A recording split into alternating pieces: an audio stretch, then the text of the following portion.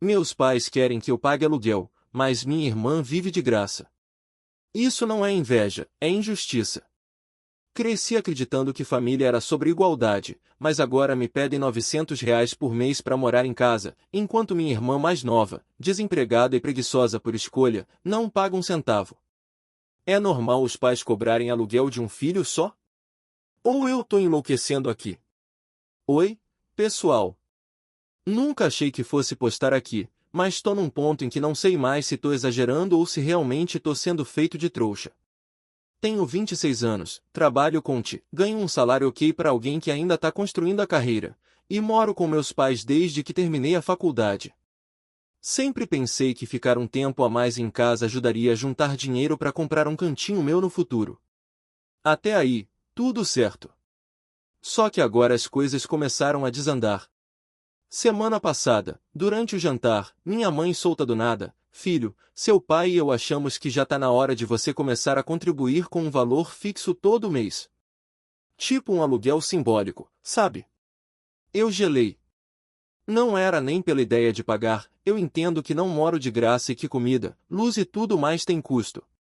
Mas o que me pegou foi o seu pai e eu, como se fosse uma decisão unânime e tranquila. E mais ainda, minha irmã mais nova, a Marina, 23 anos, também mora com a gente, e para ela ninguém fala nada. A conversa seguiu mais ou menos assim: "Ah, tudo bem, mãe. E quanto seria esse valor simbólico?" A gente pensou em uns R$ 900 por mês. "Você tá trabalhando, consegue, né?" "Tá. E a Marina também vai pagar." Pausa desconfortável. Então, a situação dela é diferente.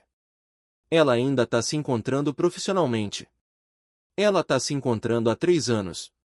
Já tentou o cursinho, tentou vender maquiagem online, abriu um brechó no Instagram que durou 2 meses, e agora basicamente passa o dia no quarto, vendo TikTok e dizendo que tá esperando inspiração para começar um canal no YouTube. Eu não sou contra ajudar alguém que tá passando por dificuldades reais.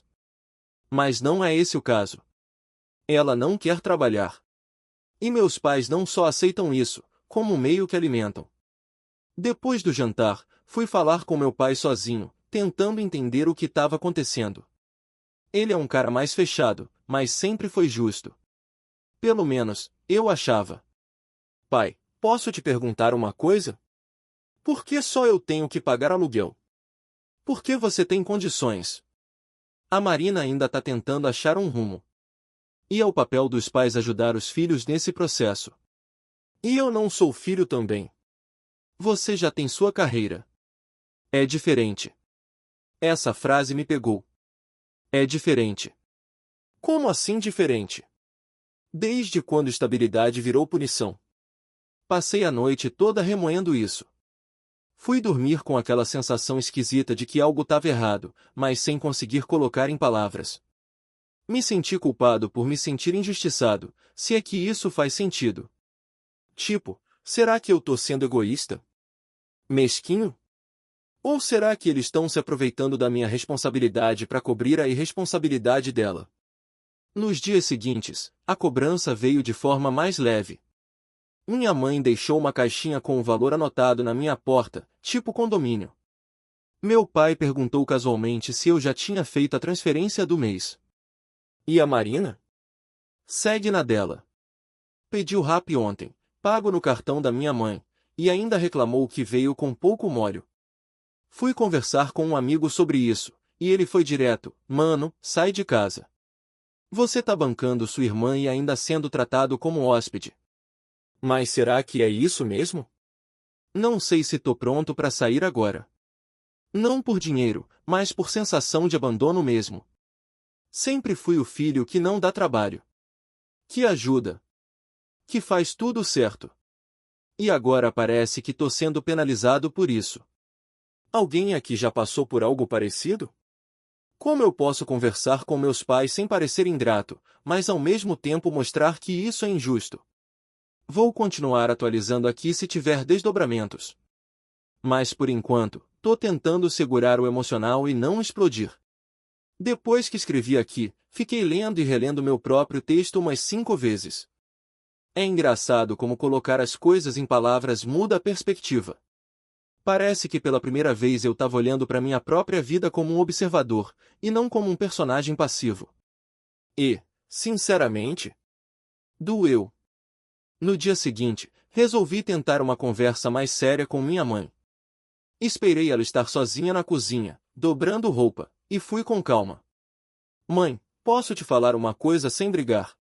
Claro, filho. Fala. Sabe essa questão do aluguel, tá me deixando meio mal.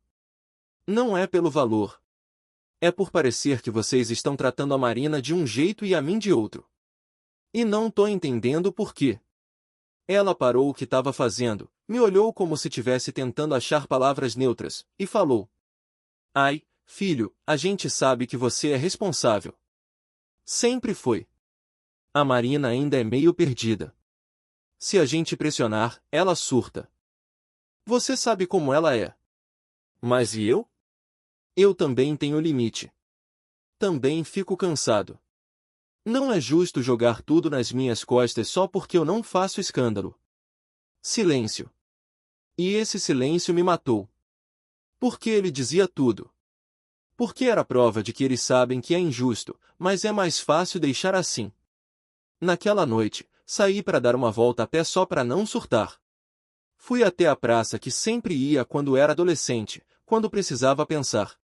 Sentei num banco e comecei a lembrar de várias cenas da infância, eu indo buscar a Marina na escola porque minha mãe estava ocupada, eu ajudando ela nas tarefas de matemática, eu dividindo meu quarto por 3 anos porque ela tinha medo de dormir sozinha. Sempre fui o filho que cuida. O que carrega. O que abre mão. E agora tô pagando, literalmente, por isso. No dia seguinte, decidi fazer uma coisa prática, abri uma planilha.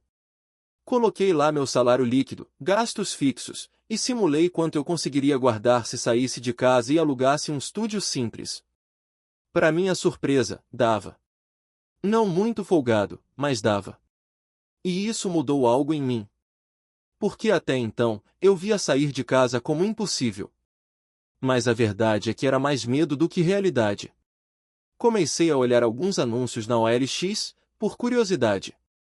E aí vem a parte mais bizarra dessa história. A Marina viu no meu notebook uma aba com anúncio de apartamento. E foi contar para minha mãe, com um ar de drama. Mãe, o Lucas vai embora. Ele quer sair de casa. Eu vi no computador dele. Como se eu tivesse cometido uma traição. Minha mãe veio me abordar como se eu tivesse matado um gato. Lucas, é sério isso? Você tá pensando em sair de casa? Por quê? Porque eu não tô feliz aqui. Me sinto desvalorizado. Me sinto um boleto ambulante. Você vai abandonar a gente por causa de dinheiro? Essa frase foi uma facada.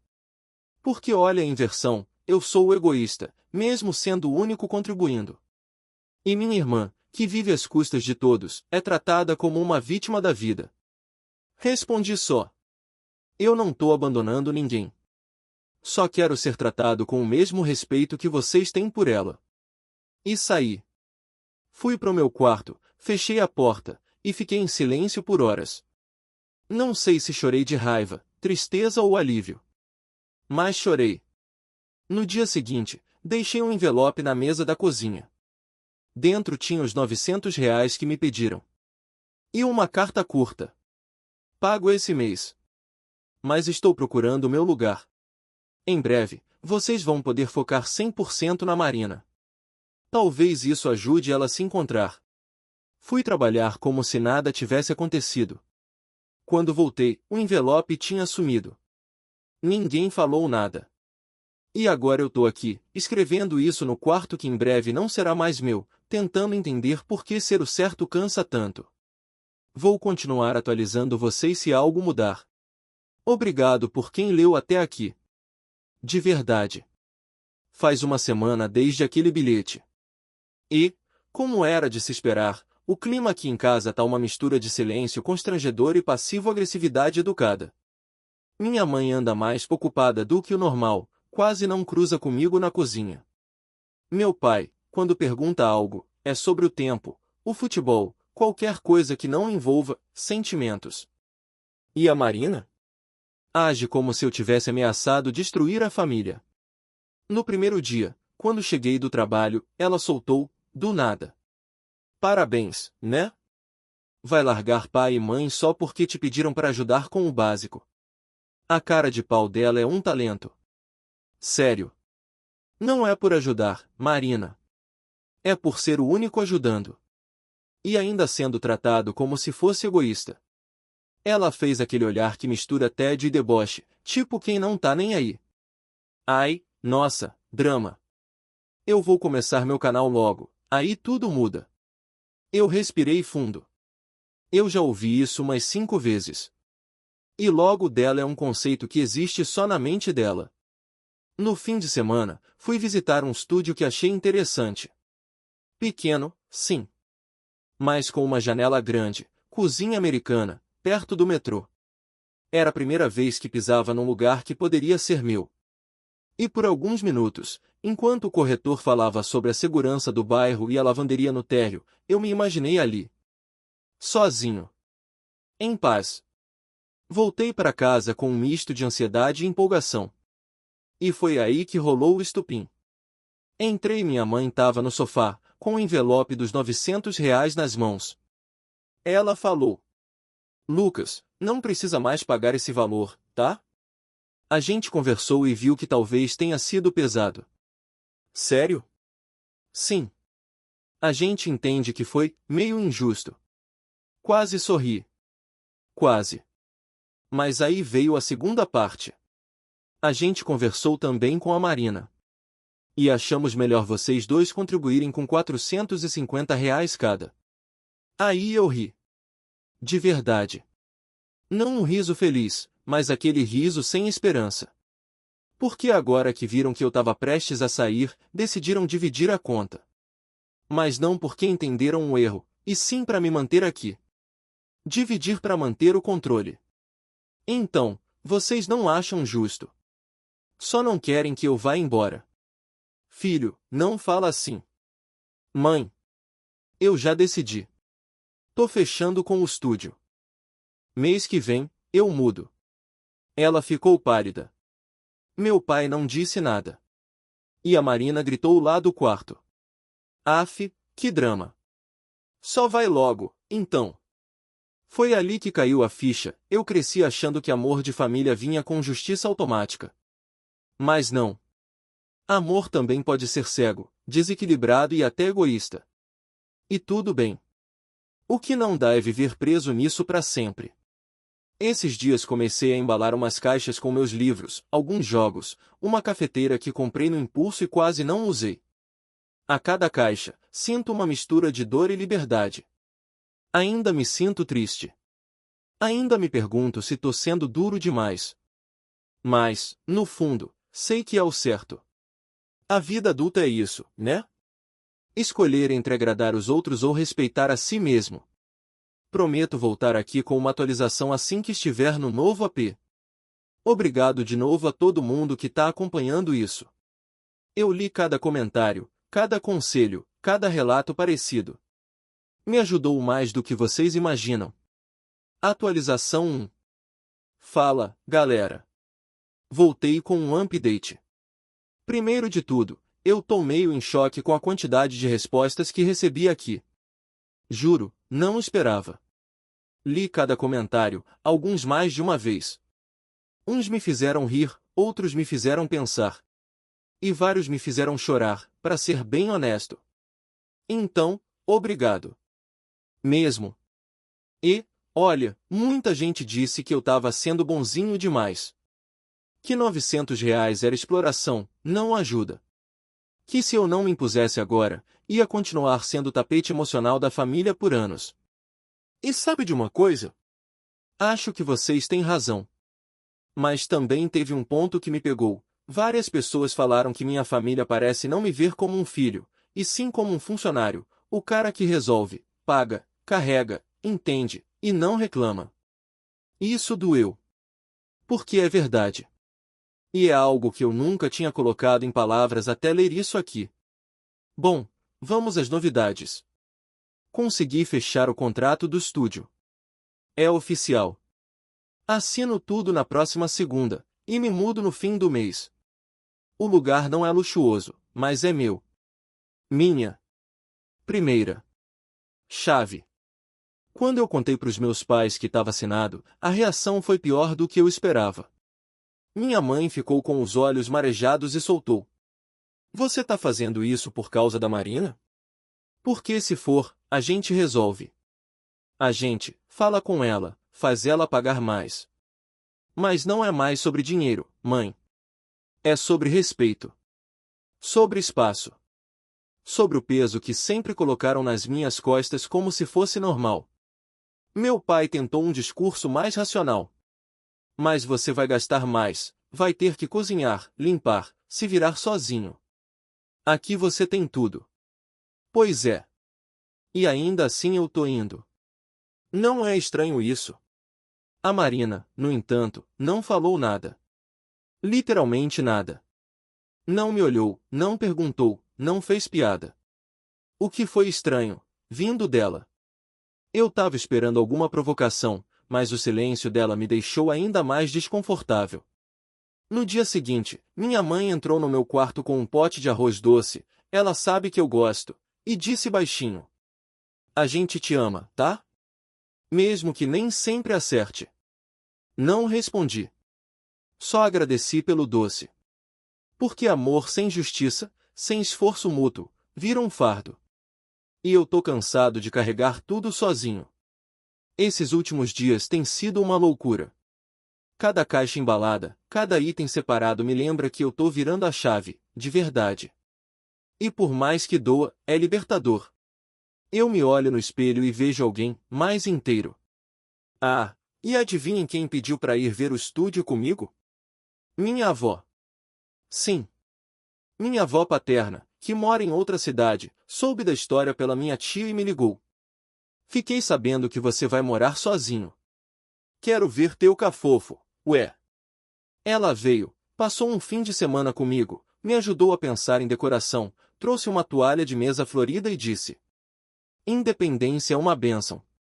Só não deixe virar isolamento. Lembra que tua casa pode ser tua, mas teu coração continua sendo de quem te ama de verdade. Chorei. De novo. E talvez esse seja um novo desafio, aprender a sair sem me fechar. Me afastar sem virar pedra.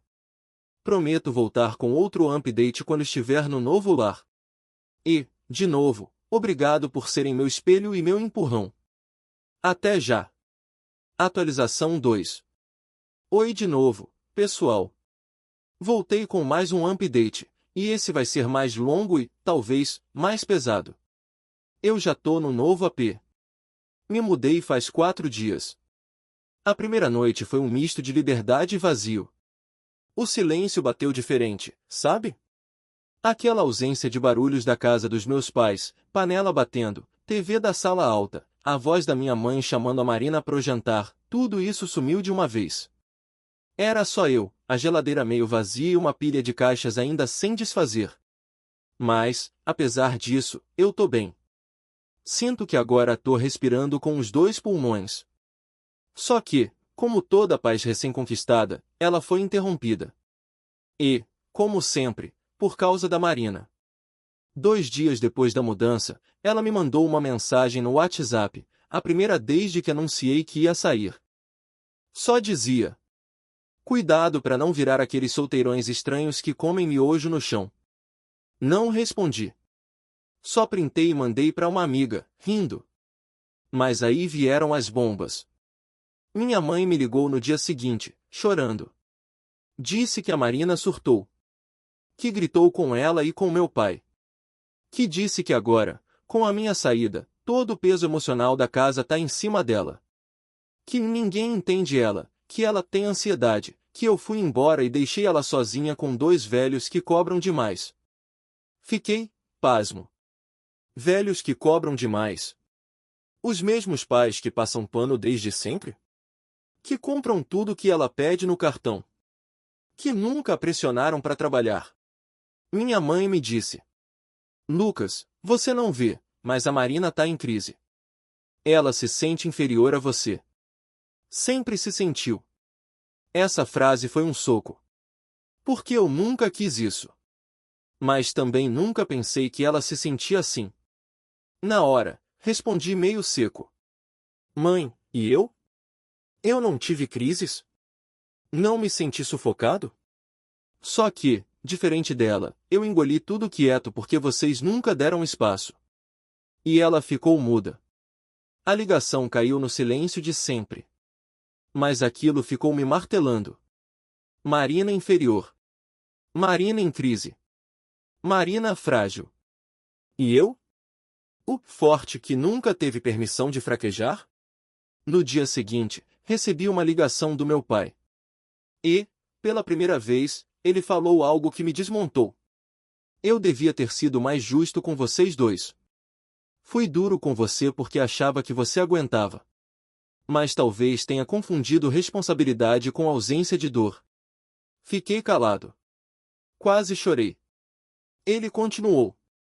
A verdade é que a gente sabia que a Marina precisava de limites, mas a gente errou tentando protegê-la. E no meio disso, te deixamos de lado. Eu ouvi tudo. E só disse: obrigado por dizer isso. Essa conversa não resolveu tudo. Mas foi o início de algo novo.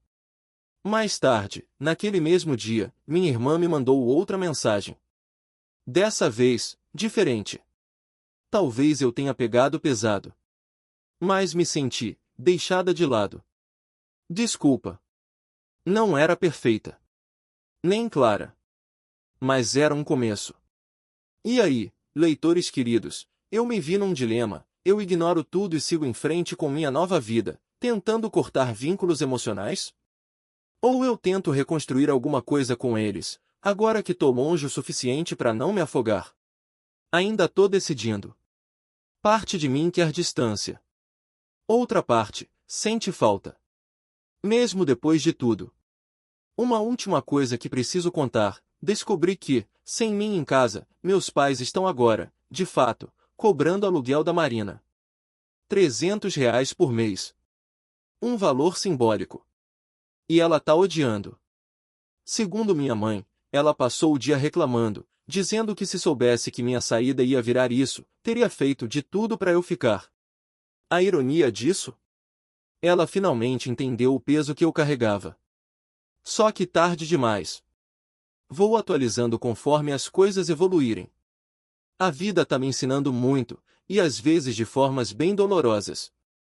Obrigado por continuarem lendo. E por, mesmo sem me conhecerem, me ajudarem a enxergar a mim mesmo. Mais em breve. Atualização 3. Voltei, pessoal. E dessa vez, com um daqueles updates que ninguém espera ter que escrever. Lembram quando eu falei que estava pensando se deveria reconstruir algo com minha família ou seguir meu caminho de vez? Pois é. A vida resolveu não me dar escolha. Semana passada, recebi uma ligação da minha mãe, por volta das 8 da manhã. Eu nem tinha tomado café ainda. Atendi meio no automático, achando que era alguma cobrança emocional básica do dia. Mas não. Ela estava nervosa, falando rápido. Lucas, tua irmã, ela sumiu. Eu sentei na hora. Como assim sumiu? Ela saiu ontem à noite dizendo que ia dar uma volta, deixou o celular em casa, e não voltou. Eu achei que tinha dormido na casa de alguma amiga, mas ninguém sabe dela. A gente já foi na delegacia. Minha cabeça entrou num torvelinho. Marina some? Isso não é o tipo de coisa que ela faz. Drama, sim. Sumir, não. Passei o dia todo agoniado. Liguei para amigos em comum, mandei mensagem até para gente que não falava com ela há anos. Nada. No fim do dia, minha mãe me ligou de novo. Marina tinha sido encontrada. Estava no apartamento de uma conhecida antiga, chorando, dizendo que não sabia mais o que fazer da vida. Que se sentia inútil, sem futuro, sozinha. Que eu ter ido embora foi a gota final. Respirei fundo e perguntei. Ela tá bem? Fisicamente, sim. Mas emocionalmente, eu acho que nunca vi tua irmã tão quebrada. No dia seguinte, fui vê-la. Ela estava deitada no quarto dela, com as luzes apagadas. A menina que antes me mandava deboche por WhatsApp agora era uma sombra de si mesma. Sentei na beira da cama, sem saber como começar. Foi ela quem quebrou o silêncio. Você me odeia? Não. Só me afastei porque me sentia engolido. Mas nunca te odiei. Ela virou o rosto, começou a chorar. E, em meio às lágrimas, disse: Eu sempre achei que você fosse forte. Que aguentava tudo. Que nada te afetava. Por isso eu descarregava em você. Fazia piada. Mas a verdade é que eu te invejava. Muito. Fiquei parado, tentando absorver tudo aquilo. Era a primeira vez que a Marina falava comigo com sinceridade crua. Sem sarcasmo, sem máscara. Ela continuou: Eu tenho medo de crescer. Medo de ser adulta. E quando você saiu de casa, pareceu que eu fiquei nua. Ninguém mais para ser o escudo. Agora sou só eu. E eu não sei como viver assim. Não soube o que dizer. Só segurei a mão dela. Ficamos assim por uns minutos. Dois irmãos que, por tanto tempo, estiveram em lados opostos do mesmo campo de batalha. E finalmente pararam de brigar para olhar um pro outro. Naquela noite, dormi na casa dos meus pais. Foi estranho, mas necessário. E desde então, algo mudou. Não só com ela, mas comigo. Comecei a perceber que parte da minha raiva vinha de anos de engolir tudo calado. Mas agora que eu falei, que me afastei, que fiz algo por mim, essa raiva virou outra coisa. Virou compaixão. Não para ser trouxa de novo. Mas para entender que, às vezes, quem mais te machuca também tá sangrando por dentro. Hoje, eu e a Marina temos conversado mais. Ela me mandou, ontem, um print de uma vaga de estágio que tá considerando se candidatar. Disse que vai tentar terapia pelo SUS. Pequenos passos. Mas dela, são quase saltos. E meus pais? Estão mais quietos, mais observadores. Acho que estão digerindo tudo ainda. Mas meu pai me mandou um áudio dizendo: Eu vejo agora o homem que você virou.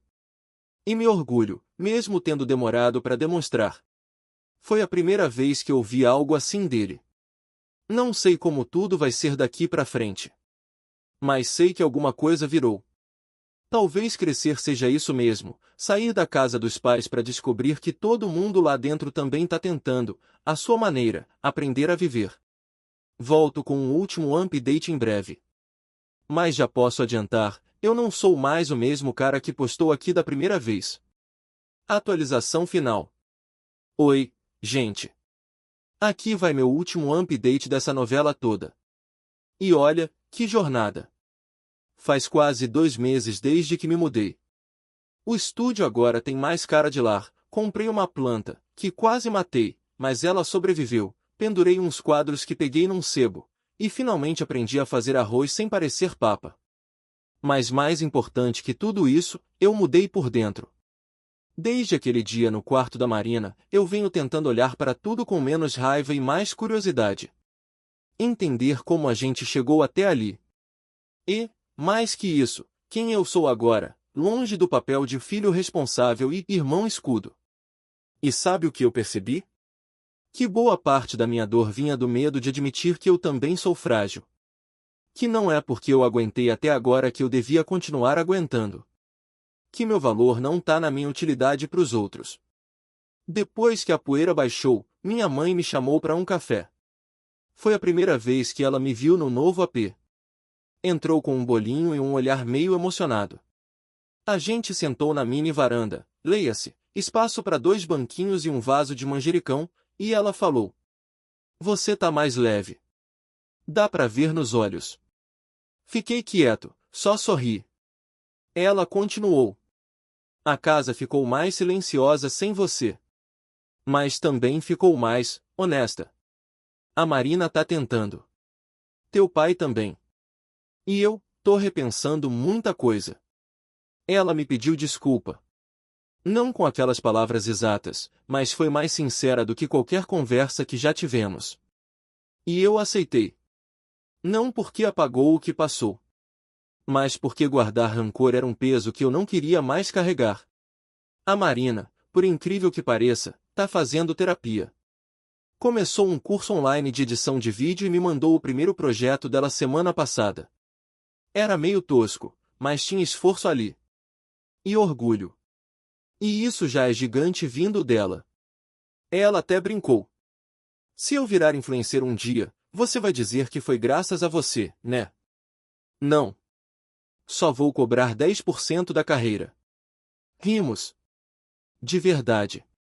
Quanto ao meu pai, bom, ele ainda é ele. Mais contido, mais lento nas emoções. Mas me abraçou outro dia e disse: Você fez o que eu nunca tive coragem de fazer na tua idade. Por isso te respeito. Aquilo me pegou. Porque eu nunca vi meu pai como alguém que teve medo. Mas agora vejo que todos nós estamos tentando sobreviver às próprias dores, do nosso jeito. E eu? Tô bem. Tô me conhecendo mais. Tô vivendo num espaço que reflete quem eu sou, ou quem eu tô tentando ser. Tô começando a entender que amar minha família não significa aceitar tudo. Que posso amar e, ao mesmo tempo, colocar limites. Que posso cuidar de mim sem ser egoísta. Aprendi que, às vezes, crescer dói. Dói cortar o cordão umbilical emocional. Dói se ver como um indivíduo separado, com vontades, limites, silêncios. Mas também é libertador.